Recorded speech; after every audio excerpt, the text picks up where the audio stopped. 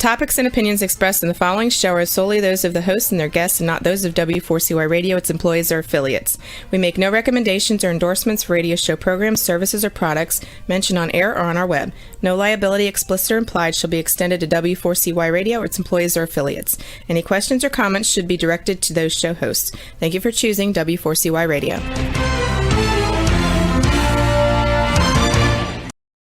Welcome back, everyone, to the Geeks, Geezers, and Googlization Show, the home of Googlization Nation, where we talk with HR and business thought leaders about the crazy shift going on in the world of business, technology, and HR. Here's your host, Ira Wolf.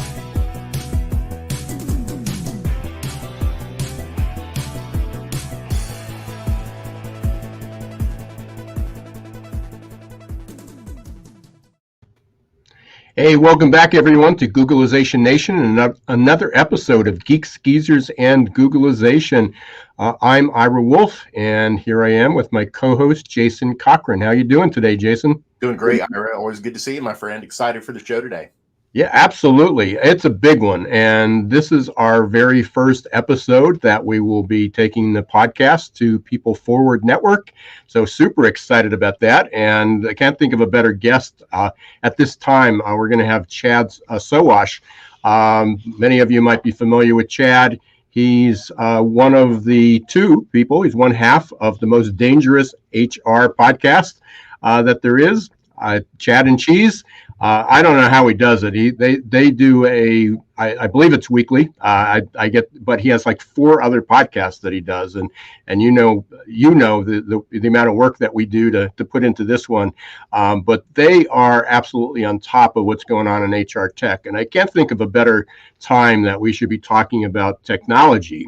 Last year, and I just heard this on their show. HR tech, there was $18 billion. $18 billion. It was just $5 billion like 2 years ago. $18 billion was dropped into HR tech last year. That's a huge number. And at the same time, we're talking about people. We're talking about people forward, put people first, having a meaningful life and purposeful life. And here, all this technology's kind of going into HR, and it seems to be a paradox. It seems to be a contradiction. Absolutely. And another staggering statistic about HR technology is only around 40% of HR leaders at the senior level have a digital transformation plan for the business. And so we see this on a daily basis at DoLead. What often is happening is you'll think, oh, we've got an engagement problem. Let's go buy an engagement solution. Oh, now we need something for performance management. Let's go get performance management. Now we need something for employee recognition. And before you look at it, you've got a receipt almost as long as what you get at CVS of your HR tech stack of the different solutions you're using. And so definitely having a plan in place first of where you're trying to get to is really important before you get buried in an avalanche of HR tech stacks.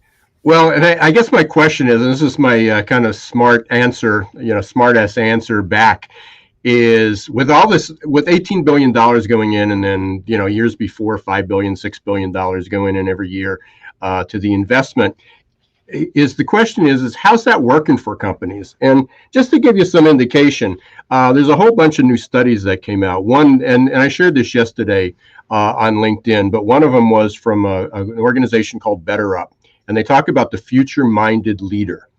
And they looked at, I believe it was 2,500 people they surveyed, and of the employees, of the workers. And what they found was 1/3 of people are struggling to make a basic decision. Wow. Half the people are saying that planning for the future is almost impossible under all this uncertainty. And that goes in line with something we talked about maybe last month or so, maybe 2 months ago, when SHRM released their health and wellness study that came out, mental health and wellness study, and that 55 or 59% of workers feel exhausted going home, 30% dread going to work. So with all this technology going on, maybe it's making it better for companies. Maybe they're they're pushing money to the bottom line. Maybe they're able to attract more applicants. Maybe they're able to handle the turnover, this great resignation, because they're going to have to automate something to be able to go faster, because there's no people in the world to keep up with that pace of churn. We need to find out what's going on. Something needs to change. Something's going to crack. And I think Chad is going to let us know what that is. Chad is the guy. So we're going to bring on Chad right now to talk about this. So, there he is. Hey, Chad. Welcome. Hello. Welcome to Geeks, Geezers, Googlization. You guys are never met, but you're neighbors. That's right. So I'm outnumbered here. The East Coast got outnumbered by the Midwest. Hey, Chad, you do an amazing number of podcasts. Tell us, but before we dive into that, tell us a little bit about your background. You had 20 years in the military, so we thank you for your service. But how did you get into recruitment? And tell us a little bit about what you do today. Like anything by chance. I actually started, I was in sales. I was actually in radio broadcast sales, and a recruiter got a hold of me and wanted to talk to me about this website called Online Career Center, which then turned into monster.com. So I was actually with monster.com before they were monster.com. I was there during the January 99 launch. So I've been in HR tech since not the beginning, but close to the beginning. Have been in the industry pretty much ever since. Going and working with Direct Employers Association, where we worked directly as a nonprofit with major Fortune 500 companies to focus on transformation of technology for the most part, to be able to create programs, things of that nature, which actually helped in many different aspects of what their needs were. Was the chief experience officer at Recruit Military during their transition from acquisition, and also spent some time at Randstad in their RPO division, RSR, building a veteran hiring program, which we actually launched into some of the biggest names, biggest brands in the world, and got some amazing outcomes. So was lucky enough to do all of that, got out, wanted to get back out on my own. And in doing that, wanted to really force more of the voice in my brand in my buddy, Joel Cheeseman, who's also a CEO of a startup. I thought, hey, let's get together. Let's do a podcast. This is probably around 2016. Took me about a year to get him off the couch. We started the podcast. We just on Monday dropped our 800th episode. We started the podcast in March of 2017, and we just hit 800. So we are rolling, man. It's been good. Well, congratulations. It's a lot of work. I've been doing this. We actually just started our 5th season, but we had kind of 3 months is one season. But we're just approaching the 200 mark, and I've done it before. It's a lot of work. So Yeah. But you guys are always on. I mean, you certainly are a no holds bar approach, and appreciate that. And with that liability statement that I heard coming off, I'm assuming I can say pretty much whatever I want, right? Yeah, we try to keep it PG rated most of the time, though. Let's dive into this. I mean, you had. I just listened to your predictions 2022 show, and I highly encourage people to go up there because it's interesting what you said about Monster. I'm wondering how they were hanging on as long as they did. Okay. I guess venture money is always good, but it sounded like they were going away. But last year was amazing. I mean, 18.5 million or billion with the B. What was dumped into HR tech? I remember just maybe. Was it 2 years ago? There was only like 5 or 6 billion, and everybody thought that was a huge number. With all that, what kind of improvements are you seeing? I mean, it's a lot of money. It's good for startups. A lot of people are getting paychecks. But what's changing in HR and recruitment? Yeah, so two things on that. First and foremost, we're seeing a lot of cash, which means we're getting a lot of new ideas, but that doesn't mean they're great ideas when it comes to startups, right? We're also seeing a great mass of ideas from Europe and outside of the United States, which we really didn't see a lot of over the past 5 years. I mean, that growth really just exploded, which is awesome. But I think overall, Ira, one of the things that, you were talking about is how can, tech help HR? I think HR needs to help themselves. First off, what we're doing is we are applying technical bandage over the next technical bandage. And what Jason actually said about the CVS, receipt, that's a problem because we have redundancy that's happening. We have all these point solutions that don't integrate. And I mean, what we have is a horrible experience, not just for the candidate, but also for the recruiter. And right now, it's harder to find recruiters than it is developers, right? So I think this is not a technical problem as much as it is a human problem. And HR leaders, TA leaders, what they need to do is they need to implode their current stacks, right? Metaphorically at first, right? They need to whiteboard a new process methodology because what they've been doing is they have an old adopted 1990s.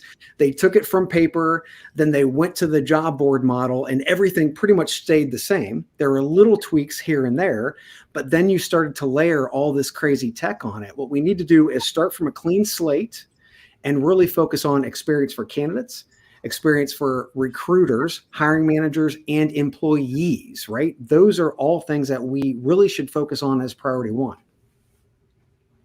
Yeah, you referenced the demand for recruiters, and we forget about that. I mean, we think about all this is going on in the background. We had Evan Sohn on just a few weeks ago, right before the holidays, from recruiter.com. And he was talking about the hockey stick of wages, of salaries for recruiters. I mean, it's a real bidding war out there where, just a year or two ago, if you pick up a recruiter or somebody in HR who can recruit, which is different. I will give you that. If I'm hiring HR to recruit and hiring real and professional recruiters, it was 60, 75,000, maybe now the numbers are 200,000 or more. Signing bonuses. I mean, it's like the old tech game, programmer game. It's crazy. They're turning into mercenaries is really what they're doing. I mean, this is a hiring type of a specialty thing. And as we start to see most of these recruiters who really haven't been great or they didn't enjoy being a recruiter, they now have an opportunity to go off into different pastures, which is awesome. And we're getting all of these individuals who are really good and they love and they're passionate about what they do. Yeah, they're starting to see they're getting paid their actual value finally. Yeah, finally getting the respect that they deserve after so many years, which goes along with many different positions, all the way down to the front lines. Finally. Chad, you mentioned the idea of imploding, like what a lot of HR leaders need to do is implode. I'm picturing, us here in Indianapolis. I'm picturing the RCA Dome or the Hoosier Dome, whenever it imploded. Yeah. Like they're probably wondering, like, how do I walk through that process? So before, we would look at, getting rid of something, right? Maybe walk through what are some things that they should do first if they're starting to think about looking at their HR tech stacks. What's the first step that they should be going through? Yeah, the first thing they should be doing is they should be looking for peers who have already done this, right? So don't think that you can just do this out of nowhere by yourself. So they need to be looking for peers who have already done this. So we talked to Amy Butchko, who is the director of talent solution over at SAIC, which is not a small company. We're talking about 180,000 employees. So she's already done this, and she actually had buy-in from her CRO because she demonstrated that what she was doing could and would impact either positively or negatively the bottom line. Another thing that we need to do in talent and in HR, we are the heart and we are the soul of revenue generation. But going back to like the whole process, look for your peers who have already done this or who are going to be on the journey somewhat like you. Whiteboard it. Everything that you have right now, forget, And if you could actually make it easier and bring your recruiters in, because this is a strategic conversation as well as a tactical conversation. You want to talk about what it looks like overall, but you have to be able to understand the steps and who are going to be taking the steps to get there, including your hiring managers. You need less friction. And that's for the candidate, for the and anybody who's internal as well. Then you need to, at that point, once you start to understand the processes, and again, I'm going very high level on this, the processes, then you start talking to platforms. And I don't like to call them applicant tracking systems because we're well beyond that now. I see them more as core talent platforms. You need to start talking to those organizations and then start the RFP process around this new pretty much process that you put in place, right? That's the easy way to start, but big caveat. Do not do this by yourself. Make sure that you have peers and make sure that you bring in an expert who's a consultant. There are plenty of them that are out there who can actually help and guide you through some of this. Listen to podcasts. I mean, we talk about tech all the time, but do your research and do your due diligence. I don't know how many times I've seen a 20-year-old RFP, which might have been redlined here and there, sent out for new tech. It just doesn't make any sense. So again, clear the board, get those peers involved and get those experts involved, and definitely get your team, your internal team who's going to be touching the systems involved. Incredible advice. And as you were describing that, I have 4 sons at home that are 8 and under, and I'm just thinking about the Lego creations that they make and how so much of it is just like, it's just getting all thrown together. And I tell them, well, it's beautiful. And of course it is, but is it what it's supposed to be? Like, you're telling me it's a house. I'm like, I don't see a house. Yeah, and it almost makes me think of HR like just reaching and grabbing for stuff, and you got to take a step back and bring the right people on, the outside experts, to help you like actually plan and have a vision for these things before you start purchasing things and put them in your HR tech stack. That's wonderful advice, I think. Yeah, I've been saying that for a while, including times that I was out in Indianapolis speaking. Is that, one of the most common questions, I'm sure you got it a million times, Chad. Which is the best ATS? Which ATS should we use? Which is the best texting program we should use? Which is the best, whatever program? And the challenge is that there are good programs, but they were typically developed with a process in mind, a culture in mind. Yeah. And therefore you adopt somebody else's culture. And if you don't operate the same way, it's like sales training. I remember there was certain sales training, I won't give any names, but it was a great program, but you had to march to their orders. You had to follow that program. And if it didn't fit your culture because it was a super cutthroat, aggressive process, it didn't work. And then people modified it, and then all of a sudden they're removing parts and they're adding parts, and it just doesn't fly. So again, your message is so poignant and so clear. Is what's the outcome you want? And then look for providers that can help you reach your outcome. The technology itself is not the outcome, which leads me to the next story. You talked about SAIC. Are there, and this is twofold questions. Are there some companies, well, let's focus on the HR tech companies. Are there some companies there that are doing it right? I mean, it's a matter of reaching out to other peers and colleagues and find out what's going on. But are there some people that are there some that are doing it right? I would say to link up to your last comment, there are tons of great platforms that are out there and point solutions that are doing it right. Here's where we're doing it wrong. Is the process, is trying to fit all this newfangled. We've got a Ferrari, right? And we're trying to hook a horse up to it. It makes no sense, right? So I remind, not to give you a name or what have you from a platform standpoint, but most of these platforms will be incredible for any organization if they don't hook a horse up to the front of it, right? They need to implode their process. They need to understand, again, what their needs are, what they want their outcomes to be from an experience standpoint, all the way through hiring, employee engagement, internal mobility. I mean, all the way through, they should understand that story entirely, and then start to see that more than likely they're not going to find one system that will do all of this, but they're going to have to start to Lego that system together. And to your point, Jason, with the Legos, Legos are easy because they snap together.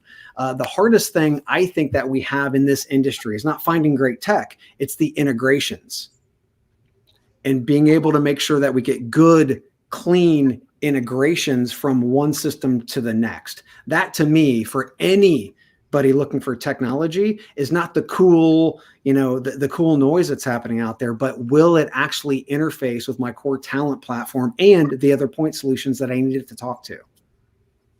If we have any listeners out there that are thinking to themselves, oh, I can totally do this on my own, what would your words of advice be to them, Chad, if they're thinking, it's okay if we have, 10 or 15 different solutions we're using in HR? Any advice that you'd give them today to try and help change their mind? Yeah, don't be a fool. I mean, it's just that simple.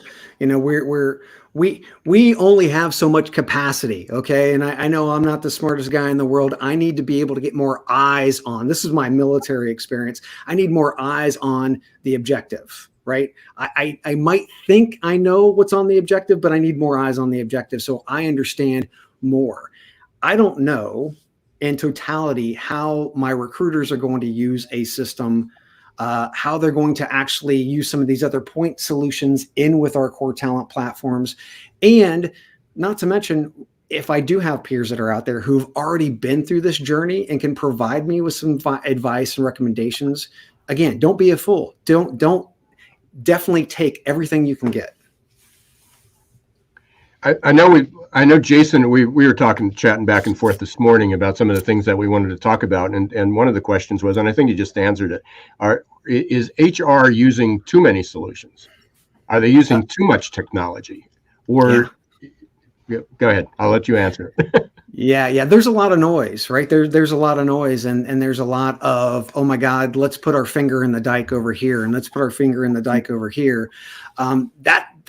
There's a lot of that thought process that's going on, when, to be quite frank, I don't know how many times I've actually talked to organizations and they said, oh my God, we need a point solution for X. And I'm like, well, what's your core talent platform? What are you currently using? What's your current stack? This is what we have. You can do that with that, right? You don't need to continue to add redundancy and then also come up with that CVS receipt, right? You're actually layering on more cost in redundancy, because most of those platforms, especially the bigger platforms, either through new feature drops and or acquisitions, they have that already. And the user experience, you brought up experience earlier, and I love that. I love that our listeners got to hear that, because user experience is so important. We're thinking right now through the lens of the HR leader, but you've also got to think about your staff and how many solutions are you asking them to have to get into to do certain kinds of things. Like, oh gosh, like you're telling me I need to, complete this survey, our quarterly engagement survey. Where do I go to get that? Now you're telling me I need to go complete X, Y, and Z. Where do I go to do that? And it can cause a lot of whiplash for employees.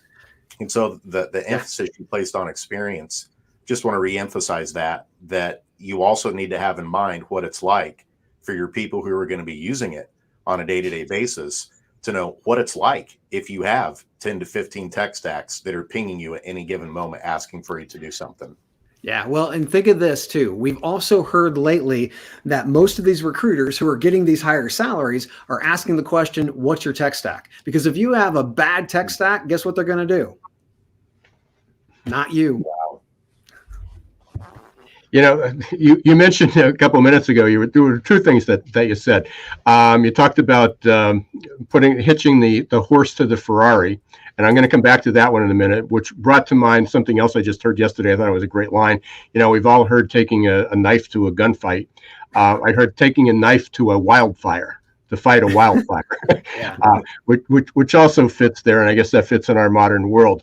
But as long as we're talking about Ferraris, let's talk about Tesla. And when we're talking about Tesla, let's talk about blockchain, Bitcoin. Not Bitcoin per se, but let's talk about blockchain, because there's when we talk about HR tech, where it's going to be in 5 years, 10 years, what are you seeing? Where do you, is this far-fetched, or you think HR is going to be, we're going to be talking, we bring you back next year, 2 years, 3 years, we're going to be talking blockchain?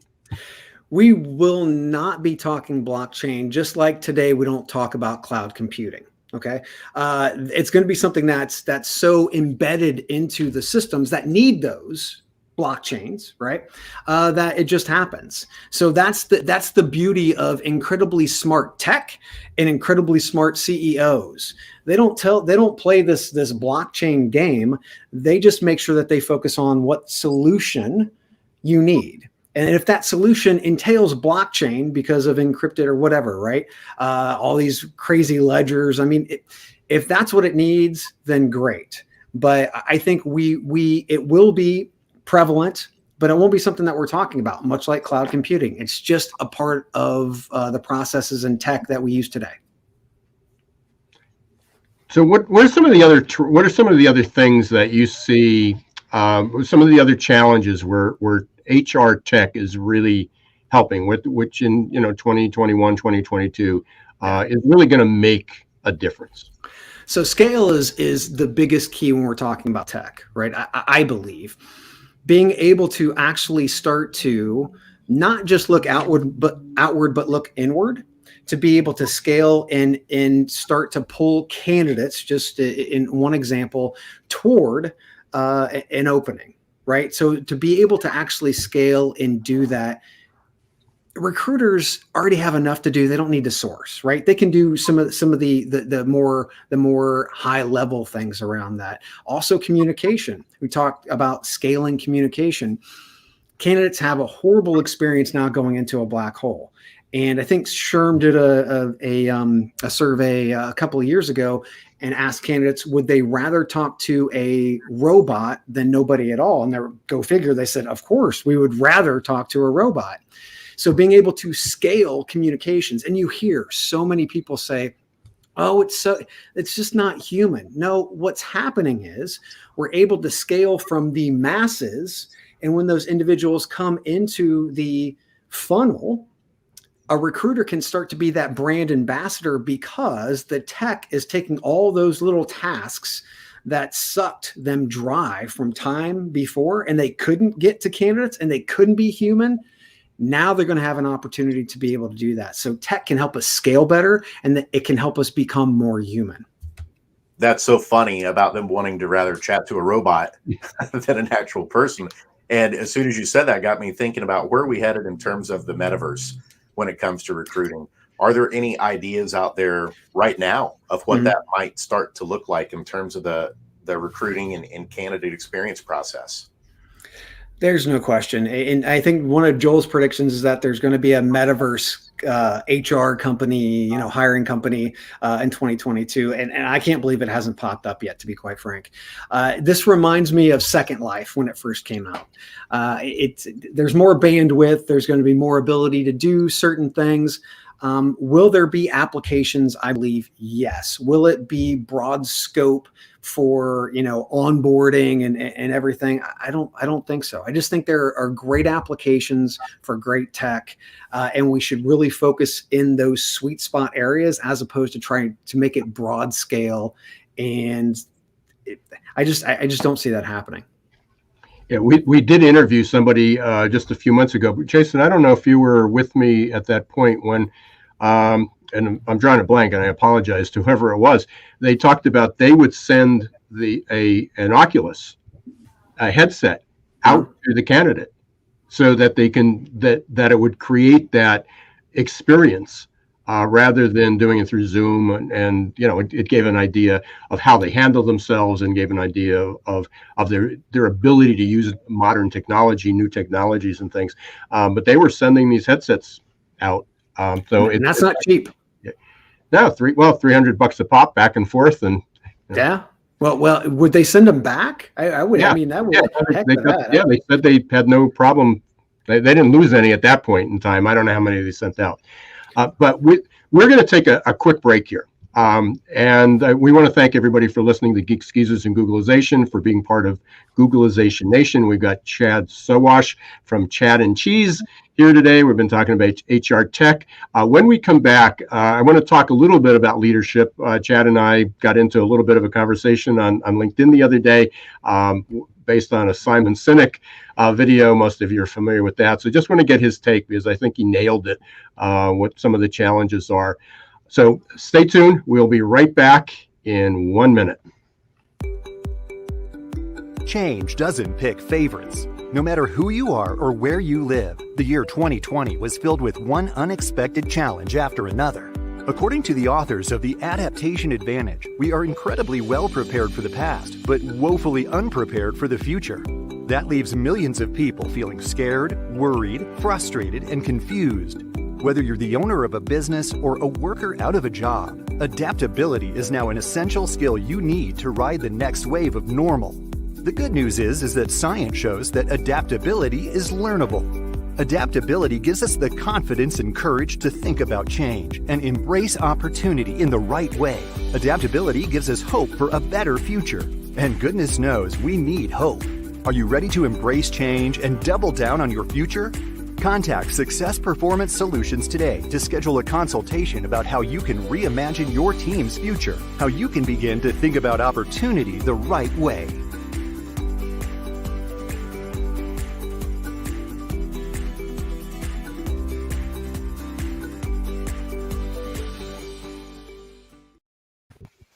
Hey, welcome back, everybody, to Geeks, Geezers, and Googlization. We're talking about HR tech, future of work, future of HR. Our guest today is Chad Sowash. I'm here with also my co-host, Jason Cochran. Chad, the other day I posted a video, which I saw from somebody else, about Simon Sinek. And it was it was really cool. It was like, it's a 2-minute video. You can go up to my LinkedIn page and see it. We'll make sure we put it in the show notes. But it talked about how companies are getting it wrong, identifying who are the people that they should retain, how do they reward top performers. And you responded, and we went back and forth a little bit, but you nailed it. And by saying that corporate America has got it backwards. What do you mean? Give a little context to that. What did you mean by that? So that video was actually like a clip of a much longer talk that he gives, where Simon Sinek has done research on leadership, right? And where he saw leadership take hold the most was in the military. Go figure, right? So this was more of an expanded view as we were having the conversation on LinkedIn, is that, take it a guy with military experience coming in. I was 18, went into the military. The way that I learned how teams should efficiently run were together, right? Fluidly. There were no individuals. And as a matter of fact, I was an infantry drill sergeant at one time. And the very first thing that we would issue trainees wasn't toilet paper, wasn't socks. It was a battle buddy.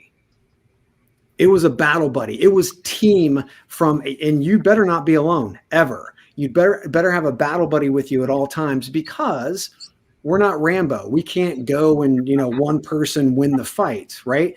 And, we're talking about, living and dying on the battlefield. So the ramifications for not being a solid, fluid team, much different than your day-to-day in civilian life. Right. So that focus, not to mention, and it's a team focus, it's not an individual focus, and that's how you're trained to lead. Now, taking that into my civilian world, I got thrown on my head right out of the gate, because the next thing I know, instead of the guy next to me or the girl next to me looking to protect me or to help me or to lift me up, they were stabbing me in the back, because they wanted that commission, or they wanted that, they wanted that promotion or whatever. They wanted all of the dopamine hits that they would get from being the one in the spotlight, as opposed to being the team, actually moving forward in the spotlight. It was big for us to be able to get somebody from our team promoted, maybe to another team, maybe to another company or what have you. But that meant a lot to us as a team in the military. And we don't have that same camaraderie. Hell, we don't even use that word, camaraderie, in the civilian world. So that was the big distinction I was trying to make. Yeah, and the video, by the way, he did this quick, whiteboard, and it was about performance and loyalty, and how we reward performance and we shortchange loyalty. And obviously, you're looking for people that are loyal and top performers all the way up in the right-hand corner. Yeah. But the one of the strongest points was, and I've always said this, is and people who studied anthropology and sociology have identified this. There are influencers. There are people that are natural leaders. They may not be your top performer, but these are the people who get things done. These are the people who inspire other people. Mm-hmm. And corporate America doesn't reward those because it's always bottom line. What are you bringing in? How many sales? How many tasks do you check off? How much do you do? And even if they are loyal, but they're not the top performer, they get discarded. And as he concluded, at least in this 2-minute segment, was you don't let this person go. You don't let this person go. So I heard that happens too, even at the mid-level leadership level. Like you think of managers and supervisors, sometimes you have a frontline employee, they're really good at what they're doing, and so automatically the thought process, let's elevate them, to become a manager and supervisor. You think it's going to be great, but if you don't take that time to actually make sure that you're equipping them and developing those, I don't like the term soft skills, human skills, whatever you want to call them, of how to lead people, right, and how to serve them. Then regardless of how they performed as that frontline employee, then it's going to be really hard to be a strong leader. And the biggest difference I see, again, from civilian to military, is that every time you get a promotion, when you get into like the non-commissioned ranks or the officer ranks, is that you have to go to leadership school to retain that promotion, right? And then you see many of the CEOs of big companies, they might have read a leadership book once in their life, but they've never actually been through school education to be able to do that. And I've been through several schools, and that again just really was very poignant in watching leaders. And I learned more from their mistakes than I did from what they did well, because it was a daily occurrence. Yeah, and worse than that is that you get promoted you get the bump up, and especially today with all these resignations going on, people are getting bumped up into supervisor and manager roles, and then if it works out, we'll send you for training. Let's see how you do. Talk about getting thrown into the deep end. And Chad, we knew this was going to go like super fast, incredibly fast, and we definitely have to get you back as the year goes into it and for next year. But we want to we have our kind of closing lightning round. So a couple things here. I want to ask a couple quick questions we want to fire at you. Okay. Pick one word. What's your word of the year? Vaccinate. Vaccinate. You and who else picked that? I think Merriam-Webster and Oxford Dictionary. I think they picked vaccination. So good word. For recruiters, looking at abilities that they have to develop, how would you rank, which is the most important? Grit, resilience, growth mindset, or unlearning? Grit is always it. I mean, keeping your nose to the grindstone. Right? Yeah. So I'm a military guy. Yeah, we knew that. We'll have a discussion about that later. The best advice you ever got but you ignored? Buy Apple. This last year it could have been by Zoom, by Tesla, by telehealth, right? What's your besides this one, of course, and yours? What's your favorite podcast? Pitchfork Economics. Excellent. Who's that by? Who's Nick Hanauer, who's actually a billionaire, and it's talking about economics in reverse. You would think a billionaire would love trickle down economics, but this is actually just blowing that all to pieces. So it's more about, again, the people before they pick up the pitchforks. What should we do to fix our society? Oh, excellent. I'm not familiar with that, but definitely going to look it up. And what's your favorite source for non-HR news? You just made to give it away. Yeah. So Pitchfork Economics, I love listening to just a variety of podcasts and obviously the Times, the Post, the traditional is almost like you're watching the newspaper die in front of you, but then we see a resurgence, and we know that we get our best information from those professionals who've dedicated their lives, those journalists, to great research and doing great work. So, I mean, those are my staples that I have to get into every morning, and then they have accompanying podcasts and PR and so on and so forth. Is there anything that we should have asked you that we didn't? No, I can't think of anything. You guys bombarded me with a lot of good stuff. I appreciate you guys giving me a chance to come onto the show, and would definitely love to come back. Yeah, definitely love to have you. How can other Chad and Cheese, they can chadcheese.com. How else can they get a hold of you? Yeah, just go to LinkedIn. I'm the only Chad Sowash on LinkedIn, probably more than likely in the world. But yeah, go to chadcheese.com or wherever you listen to podcasts. Thanks, Chad. Hey, it's a pleasure. Appreciate you carving out some time for us. Thank you. Appreciate you being here, joining Googlization Nation, and we will be in touch for sure. Thanks. Excellent. Thanks. Thanks, Chad. We are starting out this year with a bang. What a great topic. I mean, and a practical approach.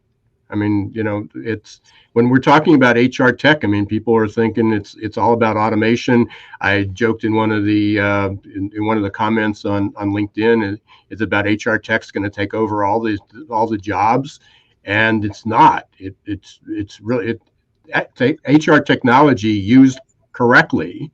Choosing, making the right selections, doing that due diligence, thinking how it fits into your digital transformation plan is really going to save HR. It's going to save companies. That's right. And, we've got to reframe the way we think about this. And I appreciate bringing that up, Ira, because it's not going to take our jobs, but it is going to help us automate things that we shouldn't be spending our valuable cognitive resources thinking about. Just a few years ago, this was before COVID hit, SHRM did a study looking at HR and the tasks that HR leaders were doing on a yearly basis. Here's what they found. 672 hours spent on tasks that could be automated is what HR leaders were spending their time on. 672 hours per year. That is a lot of time.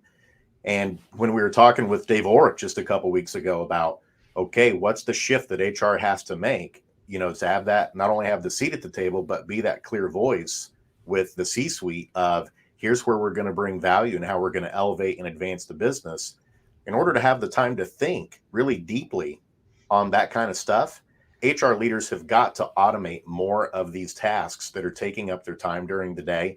And that's the promise of the technology and many of the things we talked about today. But the caveat that Chad brought up that was so poignant, again, is just make sure you don't have a CVS long receipt of the number of tech solutions that you're using. Make sure you're reaching out to somebody who's done this before or is going through it, and bring some outside eyes in to help you think through that digital transformation plan so that you don't end up in deeper shift when it comes to your HR tech stack. And we be careful when we say that about deeper shift, right? Or PG rated. So, no, it's absolutely true. And when you think back, you said something interesting just a minute ago. You said something interesting all through the show, but just a minute ago about CEO or about HR or any leader would in the past would have probably said 642 hours. Well, that's what I got paid to do. That's why they pay me the big bucks. That's my job. Even down to a frontline worker, if they're doing all these administrative repetitive tasks that could be automated, people say, but that's what I get paid for. I think we're finally seeing through this great resignation where maybe there are some workers that believe that. I just want to go in, not use my brain, just go through the motions. Fear for those people, because those are the people that will be replaced by automation and robots. However, there's this backlash against that. I truly believe that's what the Great Resignation is about. It's beyond just, hey, I want to go to work when I want to go to work. I want to work from home. it's about respect. It's about feeling purpose. It's about doing something that's meaningful. And whether it's not exclusively Gen Z, it's not exclusively millennials. There's baby boomers, a record number of baby boomers left the workforce, and some of them would come back. Some of them will likely come back. Some of them will stay longer, for hopefully the good ones, because the work's meaningful. They have purpose.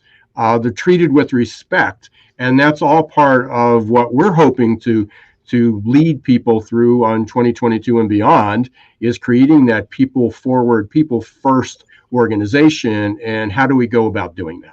Absolutely. It makes me recall a previous episode too, back in July or August, with Jeff Higgins, friend of the show at Human Capital Management Institute. And, and he was reminding us 90% of business value is a derivative of people. And it's not the repetitive tasks. The value comes from the creativity, the innovation, the new ideas. And in order to do that, you've got to make sure you're freeing up their mental resources to allocate it toward those things, so that they're not doing the mundane, repetitive tasks, day to day. And just excited to think that I think we're starting to step into that more, of wrapping our heads around that. And that's one of potentially the positive things that's come out of the pandemic, is it has advanced this type of thinking to rethink how we're doing that kind of work.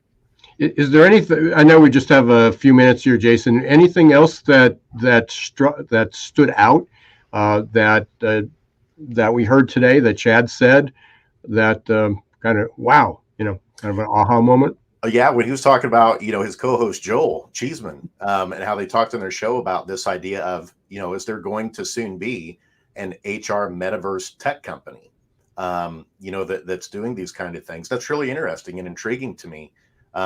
Because I think he's spot on that it's all about the integration. How is the technology integrated into what you're using, so that for the users, they're not noticing much of a change on their end? That's when you've got beautiful technology, when you pick it up and it just works and it's simple to use. And that's what we'll have to eventually get to in the metaverse, is those things will have to be smoothed and ironed out.